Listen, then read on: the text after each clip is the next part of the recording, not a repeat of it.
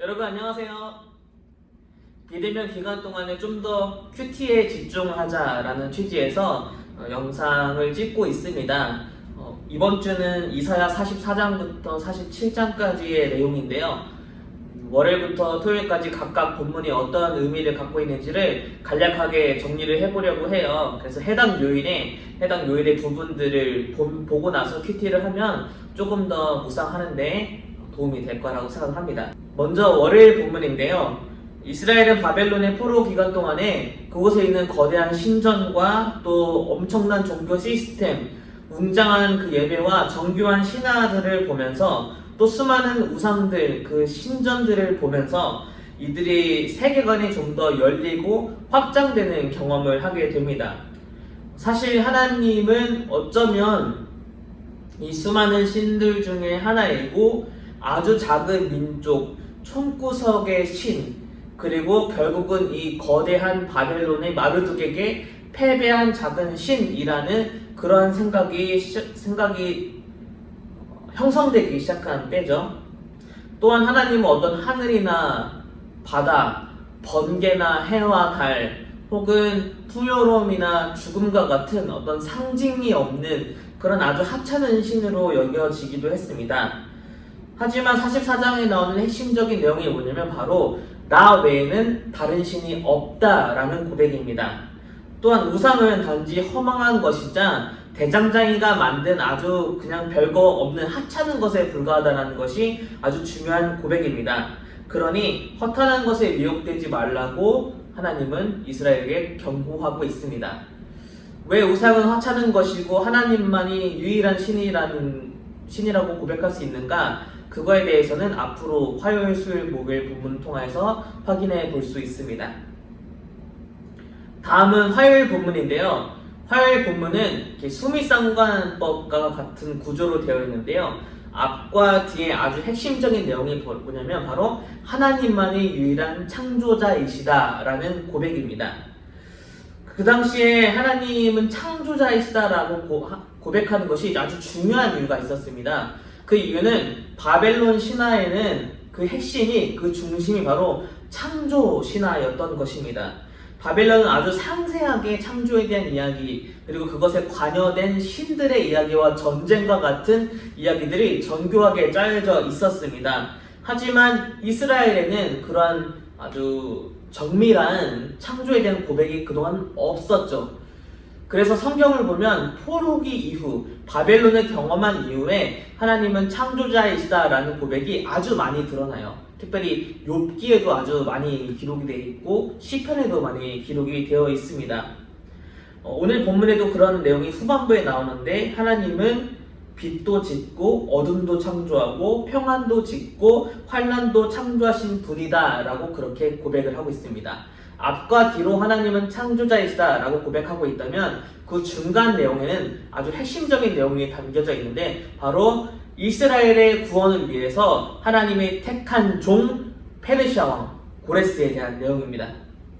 하나님이 선택한 이 고레스는 이스라엘을 이끄는 목자가 될 것입니다. 그리고 하나님의 성령의 기름을 부어서 세우는 왕이나 제사장처럼 이 고레스도 하나님이 직접 기름 부어 세운 하나님의 종이다 라고 고백하고 있습니다. 다음은 수요일 본문인데요. 하나님은 이스라엘에게 구원을 약속하시지만 현실은 아직 그 구원이 실현되기 전입니다. 그리고 여전히 그들은 포로 생활을 하고 있습니다. 그래서 이스라엘은 하나님께 늘 따지고 물었습니다.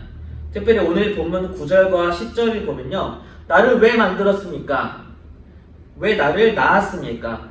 왜 굳이 그런 해산의 수고와 고통을 이기면서 나를 낳았습니까? 그렇게 나를 만든 내가 살아가는 목적과 이유에 대해서 따지는 그런 본문의 내용이 나옵니다. 우리도 때로는 내 처지를, 지금 내 현실을 원망할 수도 있습니다. 내가 살아가는 이유와 목적을 잃어버리고 그것에 대해서 하나님께 따져 물을 때도 있는 것이죠. 그런 이스라엘에게 하나님은 말씀하십니다. 내가 공의를 일으키겠다. 내가 너희를 다시 성읍을 짓게 할 것이고 사로잡힌 너희들을 다시 해방시켜 줄 것이라고 약속하십니다. 여기서 오늘 본문에 굉장히 중요한 부분이 나오는데요. 바로 15절에 있는 숨어 계시는 하나님이라는 개념입니다. 오늘 여러분들은 한번 오늘 본문을 통해서 숨어 계시는 하나님에 대해서 깊이 묵상해보는 그런 시간이 되었으면 좋겠습니다. 다음은 목요일 본문입니다. 고대 근동의 신화뿐만 아니라 바벨론 신화에 있어서도 창조라는 것은 신들이 자신들의 놀이터를 만드는 것과 같았고요. 그리고 인간을 만든 이유는 자신들이 하기 귀찮은 일들을 대신시키려고 노예로 부리기 위해서 인간을 지었다는 그런 내용들이 대부분의 신화의 공통적인 내용입니다. 하지만 이스라엘의 하나님은 다르죠.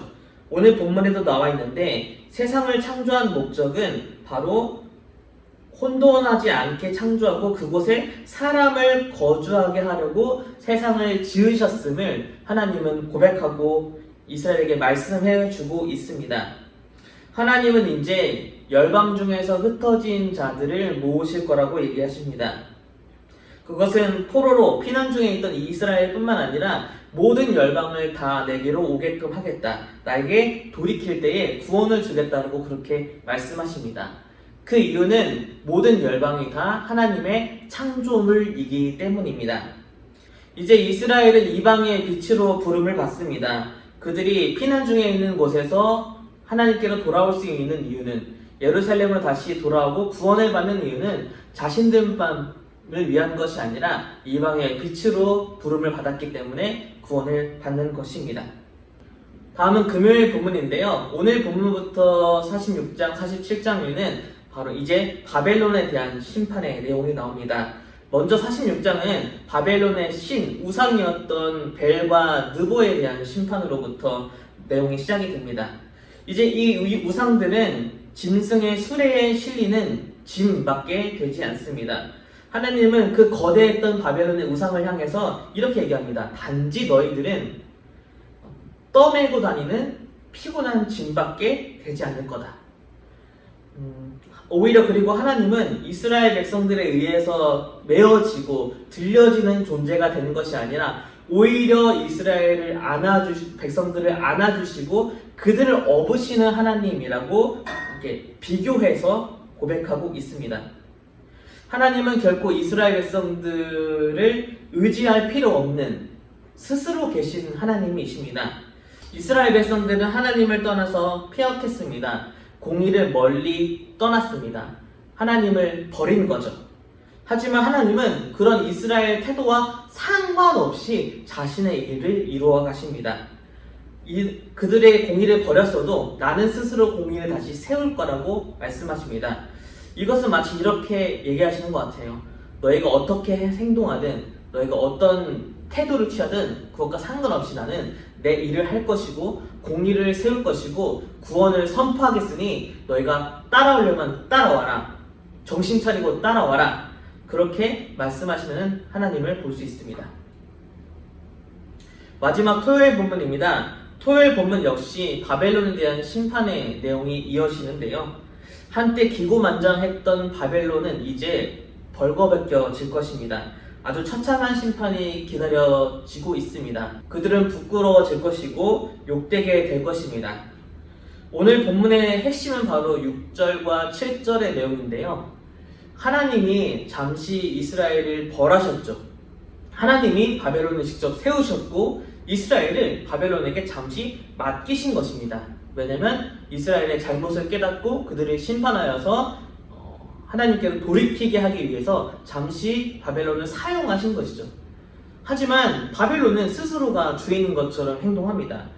오늘 본문 6절과 7절의 내용을 보면 그들은 스스로 기고만장했고 스스로 영영이 여주인이 될 거라고 말합니다.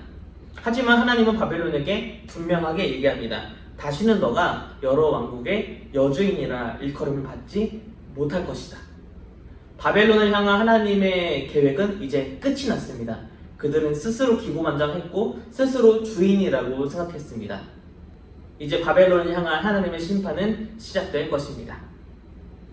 오늘 이렇게 월요일부터 토요일까지 본문의 핵심 내용에 대해서 살펴봤는데요. 다시 한번 그날의 요일에 맞는 영상을 통하여서 묵상에 조금 더 도움이 되었으면 좋겠습니다. 그럼 다음 주도 큐티 영상을 통해서 다시 만나도록 하겠습니다.